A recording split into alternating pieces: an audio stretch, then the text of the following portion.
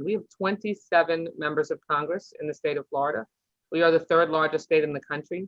We have very significant needs, and we have plenty of candidates who have expressed interest and are planning to file to run for this seat. I serve as a subcommittee chair on the Appropriations Committee, and I can tell you that so many of Congressman Hastings' district's priorities are going to be at stake right now over the next few months in that crucial budget process. Without a member representing Florida's 20th district, the district could potentially lose its opportunity to provide crucial input into the budget, secure funding for the district's projects and priorities, the infrastructure legislation that's coming up, as well as continued COVID relief. So my message to the governor is this: let's not hold this up. Let's not play politics, as Congresswoman Frankel said. The last congressional vacancy was filled in a fairly timely manner by then Governor Rick Scott, and it was still 6 months before Congressman Young's replacement was chosen by voters. So there's no good reason, none whatsoever, to wait one more day to replace the giant shoes that Alcee Hastings left behind. Unless, of course, you want to play petty partisan politics or have no regard for your own state's constituents. That's the only reason for DeSantis to delay calling an election. Republicans might see a vacant seat as one less vote in Washington to pass the American Jobs Plan that would put millions of people to work by rebuilding our crumbling national infrastructure. Some Republicans could see the congressman's passing as one less voice to speak up to protect our elections, or to demand we pass common sense gun safety measures.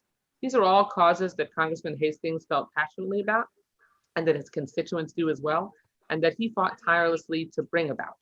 Governor DeSantis should not run out the clock on giving the residents of South Florida a voice in Washington to continue those fights. Congressman Hastings was a fierce advocate for his constituents. Let's allow them the power to vote for that same kind of fighter in Washington to take his place without delay. Lois? We'll pass this on to Representative Ted Deutch. Thanks, Lois. Thanks for bringing us together. Thanks to all my colleagues. Like all of you, I was heartbroken at the passing of my dear friend. It was an honor to work side by side with Alcee for more than a decade, getting to see firsthand the passion and drive that he gave to everything that he did for his community. Alcee was fierce and tough. He was also compassionate. You can find no better friend or no one more caring. And as my colleague said, we're entering a crucial part of Congress's calendar with the budget season, particularly with the reintroduction of member-designated community projects. It's important that the constituents of Florida's 20th district have someone in Washington fighting for their priorities. And though we all represent South Florida, the needs of residents of Belle Glade may be different than those of Fort Lauderdale, and they deserve to have their own representative. All of Alcee's constituents deserve to have a representative in Washington. The governor was a former congressman. He knows the important role that a representative can play in representing the unique needs and views of his or her constituents. So I urge the governor to swiftly schedule an election so that the interests of Alcee's longtime constituents can continue to be represented right now. And Lois, I'll turn it back to you. And thanks again for bringing us together. Thank you. I see our former governor and our current colleague in Congress, Charlie Crist. Thank you, Lois, for bringing us together this morning to honor the memory. Charlie, we can't see your face. Did you take off your video? Yeah, sure. Hold on. I don't know if you want to see my face, but I'll do the best I can. Let's see. There we go. Okay. That better?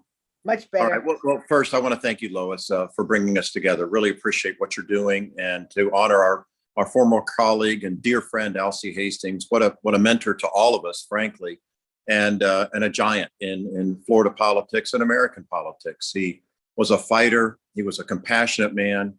He was a great man. And it's very important that the governor go ahead and make sure that we have the opportunity to have a person come and represent those constituents.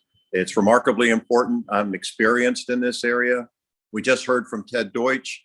I recall when I was governor, when Robert Wexler resigned, within 21 days, I announced when the election would be to give voters time and people to campaign, have the opportunity to have a voice in Washington. As my colleagues have already very appropriately mentioned, we're at a critical time in the congressional calendar as it relates to appropriations.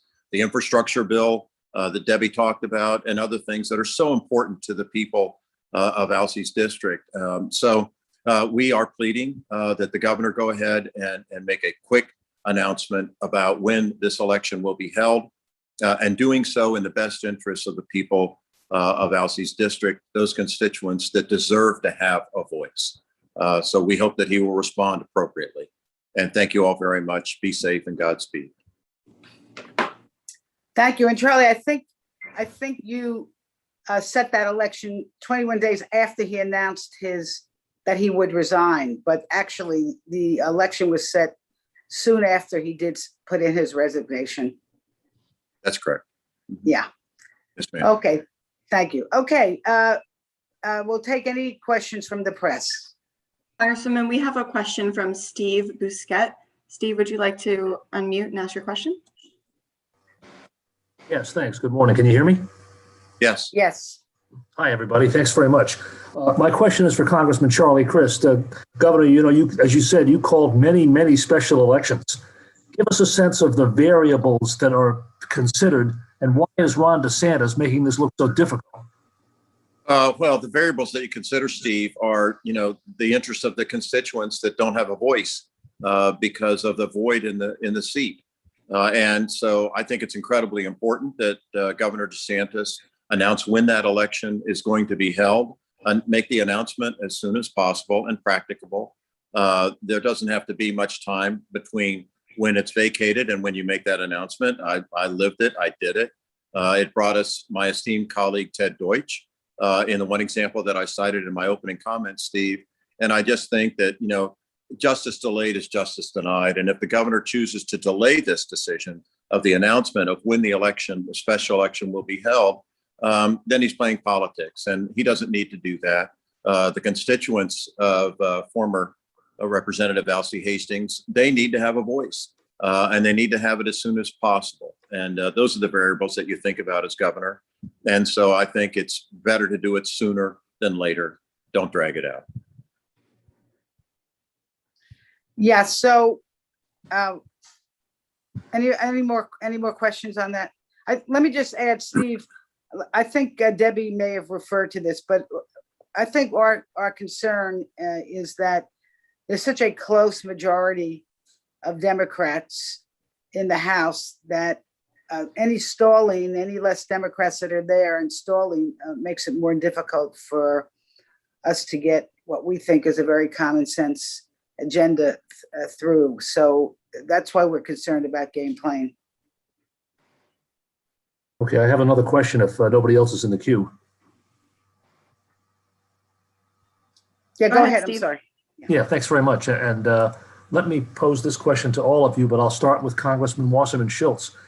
As you all are acutely aware, this is going to be the first election in Florida that's going to be run under these new election restrictions that the legislature is poised to pass in the next 2 weeks. There's likely to be litigation. There's real concern in Broward about the effect on drop boxes, requiring photo IDs when people drop off their mail ballots. Could you please address your concern, even if he were to call the special election right now, what the implications are for running this election under these new election requirements? Well, you're absolutely right, Steve, that the voter suppression legislation that has been racing through the Florida legislature is deeply concerning. My understanding is that they watered it down further because of the backlash from all 67 supervisors of elections, as well as elections officials from around the country. They've watered it down slightly further, but from dropping people off the rolls and requiring them to request a mail-in ballot every single election cycle to really difficult signature matching requirements where they're requiring people to have a wet signature on a piece of paper that compares their electronic signature, which I'm not sure. I mean, there's millions of people who would fail that test and they won't be able to vote. So this is the drop boxes that are now going to be limited. This is deeply disturbing, very intentional efforts by Republicans. But at the end of the day, our message here today very clearly is that there needs to be a special election called. with the smallest window possible so that Congressman Hastings' constituents can get the representation that they deserve. We have just been through and are, now hopefully at the end of a horrific pandemic. We have a devastated economy here in Florida. We absolutely need to make sure that one of our members of Congress, and I would say this, no matter what the political affiliation would be of any one of our 27 seats, we need the full complement in Florida's delegation of our members of Congress because of the dire needs that our state has. And we need to be able to be operating at full strength. But yes, you're right. The disenfranchisement that is looming is very serious. And I expect and hope that there will be successful litigation to overturn whatever the governor signs. So, and let me just clarify, get those dates correct, Charlie, Representative Crist. The Wexler announced that he would be resigning in October. You set a special election was set for, he resigned January 3rd, 2010, and the special election was then held on April 13th. That's right. That's right, Lois. You got it. And I announced that election. He announced he was going to resign in October. I announced that the special election would take place the following spring. I announced that in November, 21 days after he announced he was going to retire. Okay. Thank you, Chair. That's the sequence, yeah. Steve, I just like to add, you're right to point to the efforts in Tallahassee to suppress the vote. The fact is, as has been acknowledged by the governor and others, the election in Florida didn't face voter fraud in the last election. The only voter fraud that clearly happened was the voter fraud in South Florida and two other parts of the state where Republicans ran a fake candidate funded with huge sums of dark money. And there's nothing in the legislation that addresses that. The fact is, these are two issues, but they're really related. One is this election that needs to take place. The other is an effort to make it harder for the participants in that election and every election to vote. And Steve, as you know, and has been reported, the governor himself would quite likely have his absentee ballot rejected based on the signature requirements in this very bill.